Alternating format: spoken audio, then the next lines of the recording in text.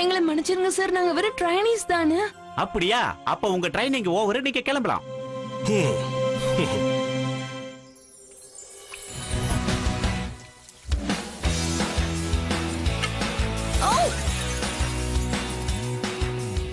நீ இத கவனிச்சியா? எல்லாமே புது கலெக்ஷனா இருக்கு. எனக்கு ஒரு நல்ல கிஃப்டா காட்டுங்களேன். ஆமா, ஒரு முக்கியமான ஃபங்க்ஷன் போயிட்டு இருக்கேன். யார் அது? வெளியே போங்க.